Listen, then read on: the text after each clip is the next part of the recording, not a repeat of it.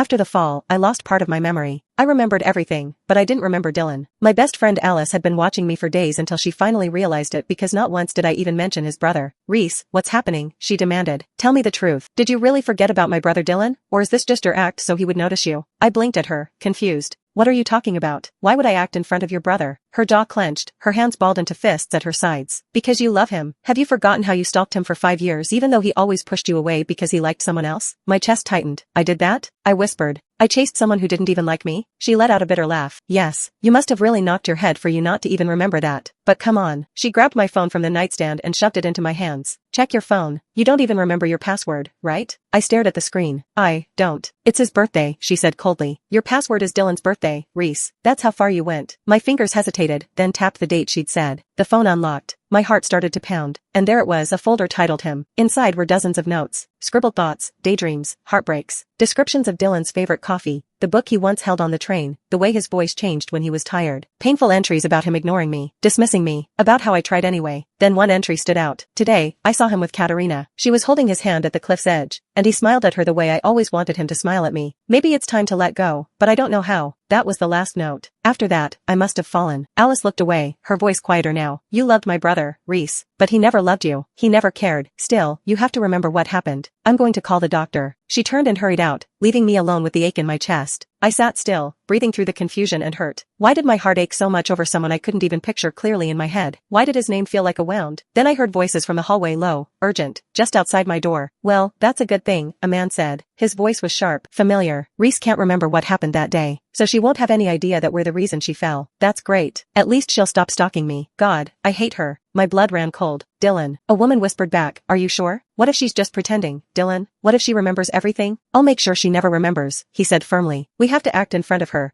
That's why we're visiting her, so my sister won't be suspicious, especially since she told me to visit her. I didn't realize I was crying until I tasted the salt on my lips. My hands trembled as I gripped the sheets. I had fallen for that man? I had poured my heart out to him? And he hated me? Wanted me gone? What kind of fool had I been? Suddenly, everything inside me hardened. The pain didn't disappear, but it twisted, burned into something else. Something final. I reached for my phone and dialed the one number that still made sense in my life. Mom? My voice shook, but I forced the words out. I want to go back. I'm ready. There was silence on the other end. Then her worried voice. Reese? Are you okay? What happened? I'm done, I said quietly. Please, arrange the marriage. What? Wait, what about Dylan? Didn't you tell me he was the only man you ever wanted to marry? I let out a bitter breath. I must have been out of my mind. I'm done loving a man who doesn't care about me. I would forget about him from now on. I stared at the bouquet resting on my hospital table. White lilies, blush roses, and a few wild daisies. A card was tucked between the petals and signed. Alice practically bounced into the room, her grin stretching ear to ear. Reese, look, my brother sent you flowers. I blinked. Your brother? Dylan, she clarified, like I was supposed to know. He came earlier, but you were asleep. He left those before heading out. I glanced at the flowers again. They were beautiful, soft, and delicate, like something chosen carefully. That's nice, I murmured. Alice beamed, grabbing the vase and holding it out like it was a trophy. You used to wish for this, you know? Just a flower from him. You even said you'd cry if he ever looked your way. I managed a weak smile. It's hard to feel happy when I can't even remember the feelings I once had. Her face dimmed slightly, her voice gentle, which is why we're going to start with the doctor's treatment. It'll help you remember. We can go tomorrow. No, my voice was firm. There's no need for that. I don't want to remember your brother. Whatever memory I lost, my mind must have known it wasn't a good one. Alice blinked in surprise. You're really sure about this? I nodded, more certain than ever. Yes, some things are better left forgotten. If my brain's doing me a favor, I won't undo it. I was finally discharged after days. I stood in the doorway of my apartment, the key still shaking in my hand. It felt strange, familiar, and unfamiliar all at once, like stepping into someone else's life. Dust clung to corners. Everything was as I left it, but nothing felt like mine. Until I walked into my room. Photos, letters, drawings, all of Dylan, some of them pinned on my board, others tucked in my drawer like secrets I once cherished. There were notes in my handwriting. He smiled today. Maybe if I tried harder, he'd see me. One day, he'll love me back. I sat down on the bed, one letter in my hand, heart aching despite the emptiness in my memory. How could I have loved someone this deeply? So blindly? Even now, with no memories to pull from, my chest throbbed with unspoken pain. But then I remembered his voice outside my hospital door. God, I hate her. She won't remember we were the reason she fell. And with that, the decision was easy. I gathered every photo, every note, and lit a match. Flames crackled, slow at first. The corner of a photo curled, turned black, then vanished. And I watched everything I used to be reduced to ash, but not all. Some of the trinkets, things I had prepared to give him, little gifts and letters, I packed in a box and left it at the courier's desk. A few days later, I stopped by a cafe near the hospital. It was quiet, just how I liked it. The barista knew me. It made things easier. I was stirring my coffee when I felt someone watching. I looked up. Dylan. He was taller than I expected. Sharp jaw, hands tucked in his pockets like he had something better to do. You sent me something? He asked bluntly, stepping to my table. I nodded slowly. I found them in my apartment. I figured they were meant for you. His brow twitched. Isn't it clear by now that I only see you as my sister's friend? You should stop with this obsession. Isn't it enough that you fell off a cliff from stalking me? I flinched, then took a steady breath. I'm sorry. I lost my memory. I didn't know. I just thought those things were important. His expression shifted. He paused, pretending not to know. Wait, you really lost your memories? Yes, I said quietly. So maybe you can help me out. What happened that day? Were you there on the mountain? He looked away for a moment, then back. You followed me and Katerina. I told you repeatedly to stop. You wouldn't listen. Then you got mad and said you'd kill yourself if I didn't choose you. And then, you jumped. I stared at him, a laugh almost escaping me. It was absurd. Really? I said that? Yes, he said, almost too quickly. So I'm telling you now, stop. Don't do that again. You don't need to be that girl. I don't deserve it. I held his gaze. Thank you for telling me. But don't worry, I would never do that again. I stood up and gathered my bag. For you? Yeah, you're not worth it. I won't stalk you again. He blinked. Are you sure? Yes, I replied without hesitation. Well, in that case, he said, maybe we can stay acquaintances. Or friends, I guess. I mean, you're Alice's best friend. We'll probably still see each other. As long as you behave. I smiled politely, the kind you give strangers. Of course. Well, if that's the case, Alice said as she poured herself a soda, then my brother must have liked you at some point. I mean, maybe he doesn't realize it yet, but hey, that's good news. I blinked. Good news? I echoed, raising an eyebrow. Alice, he literally said we could be friends if I behave. Exactly. Alice grinned like it was some cosmic revelation. For 5 years, he ignored you like you were wallpaper. And now he's offering terms. Girl, that's a major shift. He must have knocked his head and finally realized your worth. I let out a dry laugh. No. I'm pretty sure he's just feeling guilty. He told me I jumped off that cliff after he rejected me. Of course he's being nice. He thinks I tried to die over him. Alice's expression twisted. Wait, what? You jumped? I thought it was an accident. I paused. My chest tightened. I knew the truth now. They wanted me dead. I looked away, gripping the glass in my hand a little tighter. Let's not talk about that. I don't want to know anymore. I don't want to remember any of it. I just want to move forward, without your brother in it. Alice's expression softened. That's too bad. You're the only one I ever wanted to be my sister-in-law. I hate that Katerina. If only my brother loved you instead of her. I smiled faintly. It's okay. We can't really teach the heart who to love, right? But don't worry about me. In fact, I want you to come with me tonight. We're celebrating something. Alice blinked. Celebrating what? What else? I said, standing with a grin. Me being free. The club was loud and alive, bodies moving in sync with the bass. Colored lights danced across the walls, and for the first time in weeks, I felt like I could breathe. I tossed my head back as I laughed with Alice, letting the music pulse through me like electricity. I was no longer someone's shadow. I was me again. We danced until our legs ached, until sweat clung to our necks like glitter. And then, just as I was catching my breath, Alice tugged my arm. Guess what? I gave her a wary glance. What now? My brother's here, she said, eyes wide. He came with his friends. They're just across the room. Come on, let's say hi. No, I shook my head before she even finished. I don't want to. She frowned, but didn't push. I appreciated that. So I stayed. I danced harder, wilder, my heart pounding, my body reclaiming itself with every move. I felt Dylan's gaze eventually. Heavy, constant, watching from across the room like a hawk. I ignored him. Eventually, I slipped into a booth nearby, catching my breath, when I heard the unmistakable voice of one of Dylan's friends. Oh, look who's here. Your stalker's back, Dylan. A chuckle followed. Guess she hasn't gotten over you, no matter how many times you shut her down. Another guy laughed. Dude, she's actually pathetic. I thought you told her to stop. She's behaved for now, Dylan replied, his voice cold and dismissive. But who knows? Maybe she'll try to seduce me again like she did before. Remember when she tried to sneak into my room and kissed me? God, she was crying and begging for me to kiss her back. Laughter erupted at the table. I stared at my drink, heart thudding. My hands trembled slightly. I couldn't believe it. That was me? I had cried for that man. I had begged for him. And now he mocked me. Like I was a joke. Like my feelings were entertainment. Another voice joined in. You inviting her to your birthday, Dylan? Maybe let her give us a performance. Based on how she danced tonight, she's got moves. Dylan laughed. Surely, she wouldn't say no. I gritted my teeth. Fury bubbled beneath my skin. But I stayed still, silent. Let them think I didn't hear a thing. Minutes later, Dylan approached. He wore that smug smile that used to make my heart flutter. Now it just made me want to slap him. I'd like to invite you to my birthday, he said casually. And, I hope you can give us a little performance. Like the one you gave earlier. Very entertaining. I looked him dead in the eyes. Sorry, I'm busy on your birthday. He blinked, caught off guard. What do you mean? I said no. You're saying no to celebrating my birthday? I tilted my head, my tone icy. Yes, why? It's not like it means anything to me. I have better things to do. He stared at me, confused, annoyed. Like what? I smiled sweetly. I have a date. And with that, I stood and walked out of the club leaving Dylan Green frozen in the middle of the crowd.